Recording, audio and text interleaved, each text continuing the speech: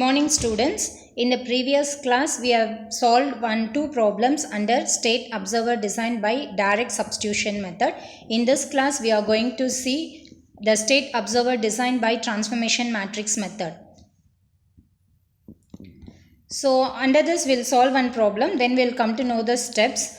Consider the system described by state model x dot is equal to ax and y is equal to cx. Here u is absent, so it comes under your homogeneous equation. So there are two types under solution of your state equation. So where a is equal to one matrix and c is equal to, only we require a and c matrix to identify the state observer gain by means of any method like direct substitution method or transformation matrix method or Ackermann's formula. We need to design a full order state observer. The desired eigenvalues are -5 and -5. So two eigenvalues given. First one is your -5 and second one is your -5. Two poles they had given. Okay. Now the first step to identify your state observer matrix is we need to check whether the system is controllable or not. For that we are going to use find out the controllability matrix. The controllability matrix can be identified by two methods. First one is your Kalman's test and second one is your Gilbert's test. In case of Kalman's test, since the order of the matrix A is 2 cross 2 and it is having two state variables, we can use only two. The observability matrix is given by C transpose, A transpose, C transpose. Since only two state variables are available, if two terms are there, it is sufficient to find out the observability matrix. After finding out the observability matrix, you need to determine the determinant value of your observability matrix. Once the determinant value is identified, we need to check whether it is equal to 0 or not equal to 0. If your observability matrix is not equal to 0, then we can say the system is observable. So the system is completely observable. Suppose if your determinant value is equal to 0, then the system is not observable. So for this particular problem, when you identify the observability matrix C transpose, so from the problem we know how to identify the C transpose and A transpose. Here you have A matrix. A transpose can be identified as whatever you have in row that has to be written in column wise. So -1, 1 and 1, -2. It is C A transpose. C transpose can be written as 1, 0. So using these two terms, you need to find the observability matrix, that is QO. QO is equal to, the first term is going to be C transpose, second term is going to be A transpose multiplied by C transpose. Okay, when you multiply these two things, you will be getting the matrix, observability matrix as C transpose A transpose as -1, -1 and observability matrix is 1, 0, -1, 1. After that you have to identify the determinant value. After identifying the determinant value, check whether the determinant value obtained is equal to 0 or not equal to 0. If it is not equal to 0, then we can say the system is completely observable. So in this problem, the observability matrix determinant value is not equal to 0. Therefore, the rank of the matrix is going to be 2 and we can say the system is completely observable. Second one, using transformation matrix method. The second step in transformation matrix method is you have to use the characteristics equation of the original system, that is lambda I minus A is equal to 0. Lambda I minus A plus GC is the characteristics equation of the system having an observer system. Original system characteristics is going to be lambda I minus A is equal to 0. Lambda I minus A is after obtaining, you are getting this matrix. For this matrix, you identify the determinant value. After identifying the determinant value, you are getting this equation. This equation you need to write it in the form of lambda square plus A1 lambda plus A2 is equal to 0. Then the desired characteristics equation. The desired characteristics equation is obtained by using the poles. So poles given is mu1 and mu2. So here the eigenvalues are given in the letter mu1 and mu2, which is nothing but -5 and -5. So two poles are available. Therefore, to obtain your desired characteristics equation, you can write it as lambda plus 5 into lambda plus 5. After multiplying, you are getting an equation lambda square plus 10 lambda plus 25 is equal to 0. It is in the form of lambda square plus alpha 1 lambda plus alpha 2. Now, to determine your state observer gain matrix G, the formula is P naught into alpha 2 minus A2, alpha 1 minus A1. Here the alpha 1 from this particular equation, the value of alpha 1 is equal to 10 and alpha 2 is equal to 25.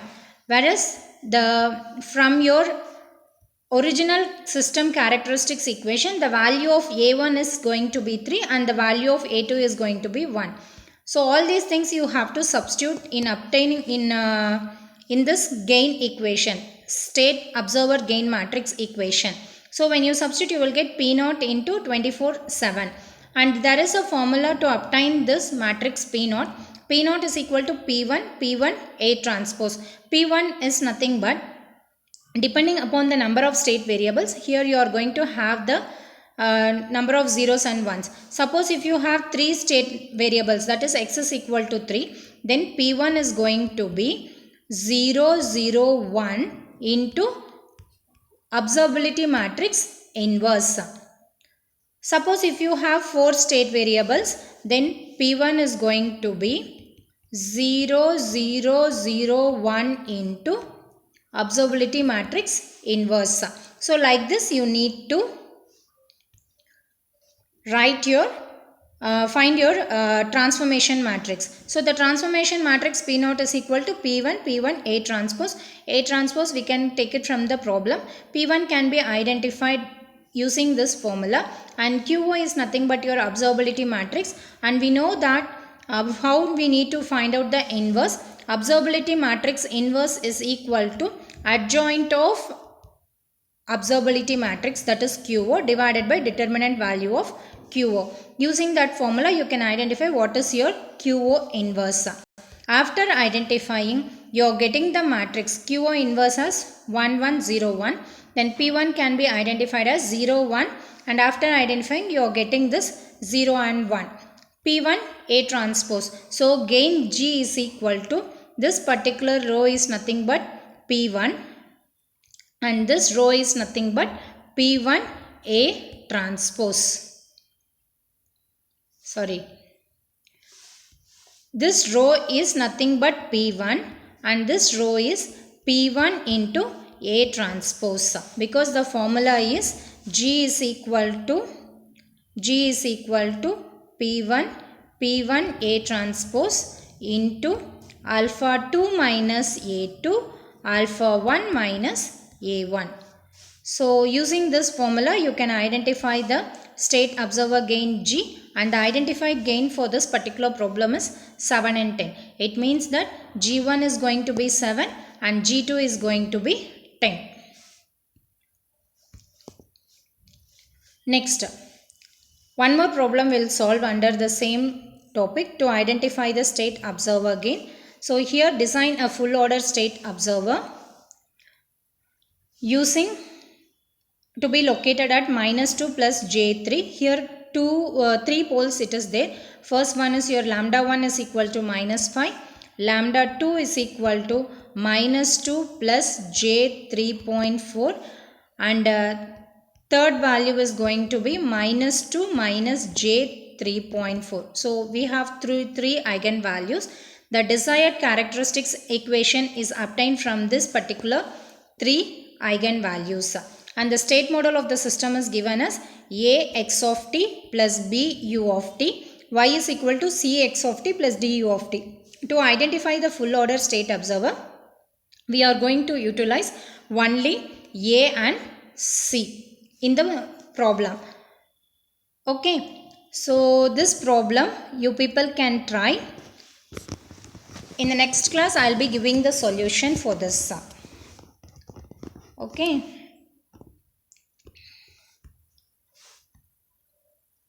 Now, for this particular problem, to find out the state observer gain, we need to check whether the system is observable or not. To find the system is observable or not, we need to identify the observability matrix.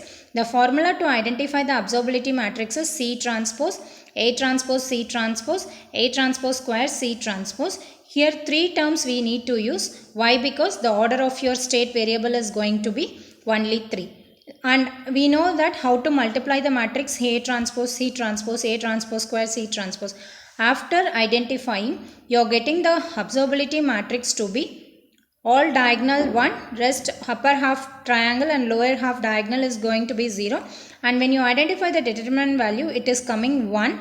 Since this determinant value is not equal to 0, we can say the system is completely observable.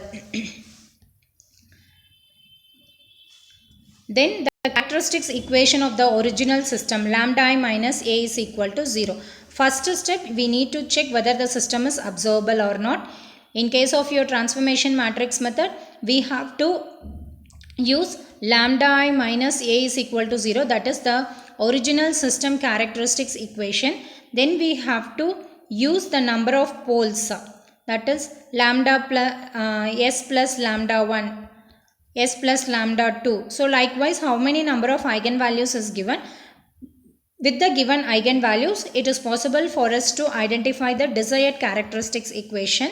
Then the value of alpha and A can be identified. The value of A is identified with the characteristics equation of the original system, whereas the value of alpha is identified from the desired characteristics equation. So the original system characteristics equation is going to be lambda I minus A is equal to 0. Substitute every matrix to obtain the equation lambda cube plus 6 lambda square plus 11 lambda plus 6. So when you identify the determinant value for this, you are getting this particular equation. So this equation is in the form of lambda cube plus A1 lambda square plus A2 lambda plus A3 is equal to 0. Next, the desired characteristics equation from your eigenvalues has to be obtained. The desired characteristics equation from the eigenvalue is lambda plus, so the poles given is minus 2 plus or minus j 3.4. So you will get 2 and one more is minus 5. So in this only two poles are available. The first one is going to be minus 2 plus j4 can be written as lambda plus 2 minus j 3.464. And the second one lambda plus 2 plus j 3.464. And this eigenvalues is written as lambda plus 5. After multiplying, we will be getting a equation lambda cube plus 9 lambda square plus 36 lambda plus 80. This is in the form of lambda cube plus alpha 1 lambda square plus alpha 2 lambda plus alpha 3. Next, to determine the state observer gain, the formula is P naught into, as 3 state variables are available, we have to identify 3 gain, that is G is equal to G1, G2, G3. So 3 gains we need. We can write it as G is equal to P naught into alpha 3 minus A3, alpha 2 minus A2, alpha 1 minus A1. So multiply P naught into, you are getting this particular value with the alpha 3 minus A3, alpha 2 minus A2 and alpha 1 minus A1. P naught can be identified as P1. Next one is P1 A transpose. It will have 3 terms. Next one is P1 A transpose square. Okay, as shown over here. And since it is having 3 terms, you can write it as 0, 0, 1. Here QO inverse. QO inverse we know how to identify, and P1 is your QO inverse, and P1 is identified as like this. After identifying, you are getting the P1 matrix as 0, 0, 1. Now substituting it in the formula, you will be getting the gain G as 3, 7, minus 1. It is your state observer gain. So in case of your direct decomposition method or transformation matrix method or Ackermann's formula, first we need to identify the system observability. Later you have to go on with the respective steps corresponding to your direct substitution method and transformation matrix method. Thank you, students.